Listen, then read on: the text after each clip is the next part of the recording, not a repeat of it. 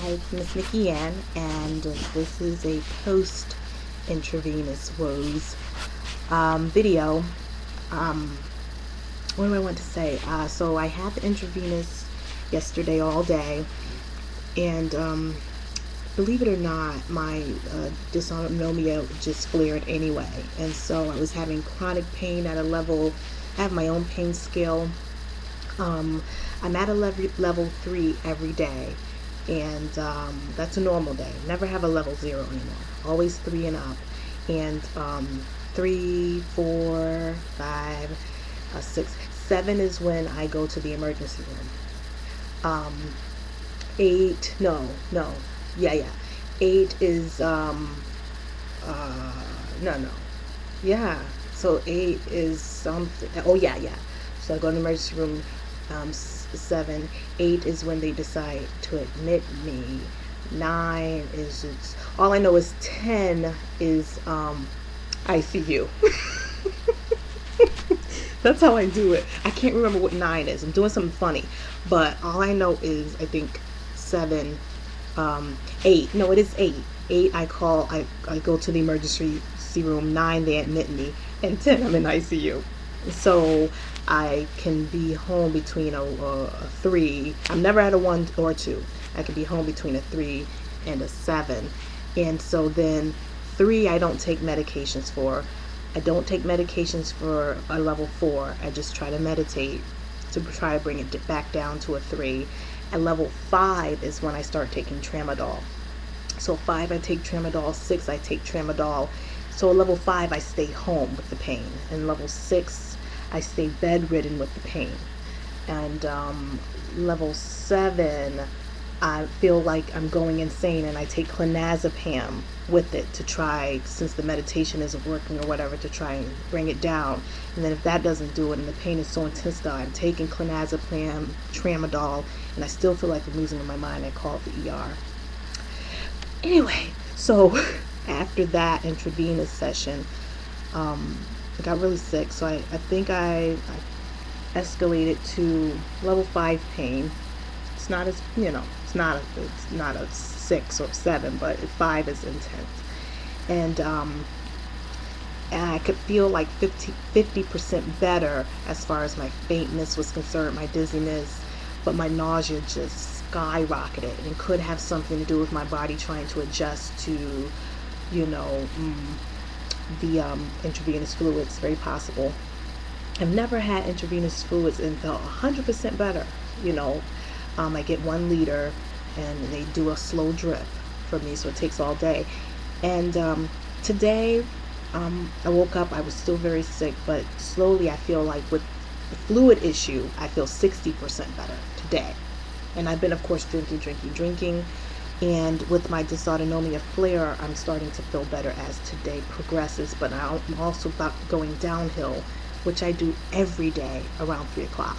I start to plateau the best that I'm going to get, and then I fall back down to feeling really ill until the morning time. So I'm in bed from 3 p.m. until tomorrow morning. Always. That's a normal day for me. Bedridden from 3 o'clock p.m. until 4 o'clock in the morning, like that. And so, but I'm thinking I may need to discuss with my doctor a little bit more intensive IV regimen. Not just, I usually just wait until I fainted, basically, and then I pursue it. But maybe we need to have it more scheduled so I don't get to that point, instead of just, maybe once a month or something. It doesn't bring me back to 100%. I'm not, but I can at least be upright for longer when I have had the IV fluids than without. And that's important, to be able to be upright. And yeah, I did use the wheelchair for my son's event, but I was still faint, very faint, on the verge of passing out. And we weren't even there an hour.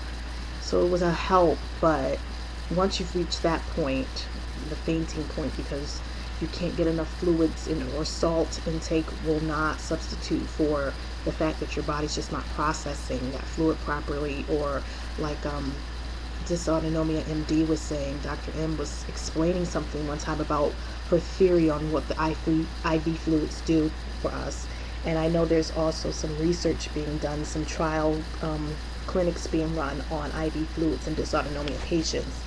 So I think we'll have some better, meatier information on that and results from those trials and so forth in coming years.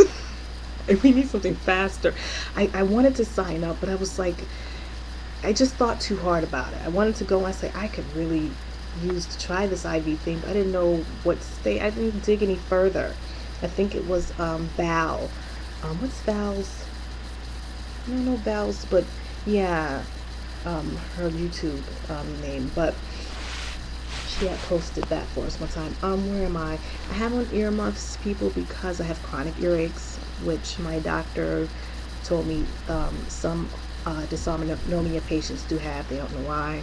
So either you will always see me with a hat on. I wear those cancer patient hats because I'm always, my hematologist is in the cancer center, and I'm always there. And so I end up buying things from their end because it works for my chronic earaches, but they're cute.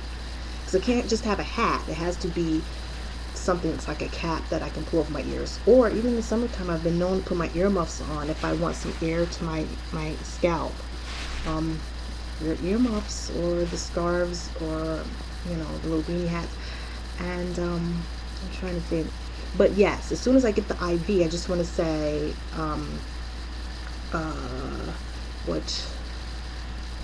okay, we all know what it's called, brain fog that I'm having. Just give me a second.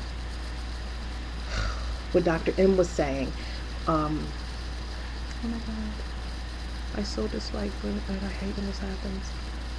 About, oh yes, immediately, when I get the intravenous fluids, I can feel my skin is better, and even though I am a brown skin, even the nurses always say, oh my God, because I'm brown skin, but I'm not a medium brown.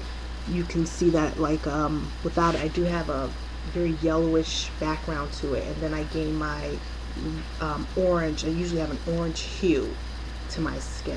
I guess that's the best way to say it. And it's yellow when I'm not right.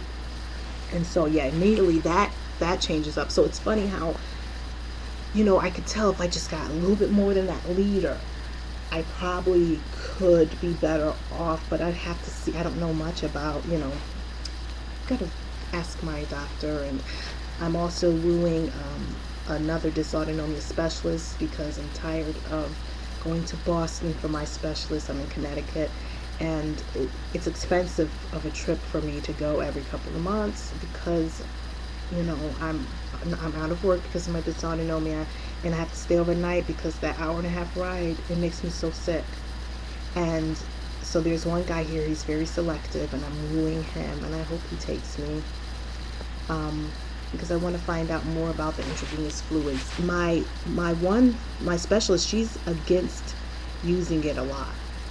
So that's probably another reason why I wait until I'm like, oh, I'm dying. But I know a lot of people aren't. And I'd rather be with the person who isn't, because she doesn't live with dysautonomia and she doesn't know what it feels like when you drink water. I do. Add more salt. There's a point where we were adding so much salt. I just stopped. I was like, this is ridiculous, the amount of salt.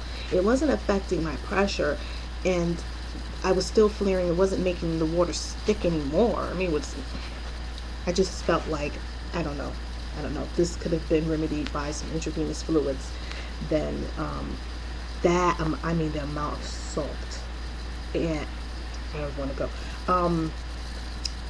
If I gotta get the number from my mom. She was making it for me. More like, she kept saying just up and up and up, and I'm like, how much? I would go through the whole, anyway. So yes, 60% better from the IV fluids, which is good. That's a good sign. If I was only 20% better, even at this rate, 20%, but 20% wouldn't have me upright, standing, being able to at least make a grocery store run or something like that. So I can do that. If I need to go pick up bananas or something, I could be upright, but I would feel faint and nauseous like I feel now from talking too much. But I'm sitting up, so that's good.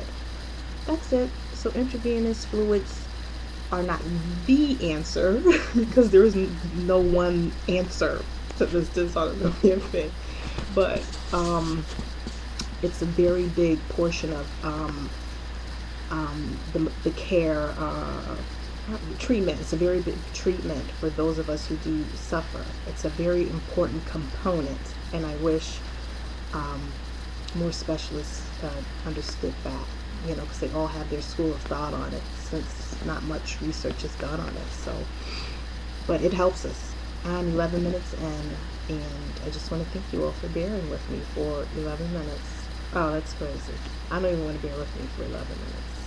Oh, I'm going to go and need my sunglasses on, because even in this dark room, perfectly dark, I'm still like, oh my gosh. I'm faint right now, I am. My pulse is racing and my pressure's dropping because I've been sitting up for 11 minutes. All right. Everyone be blessed, be patient, be well. Well of mind, if not body. Okay.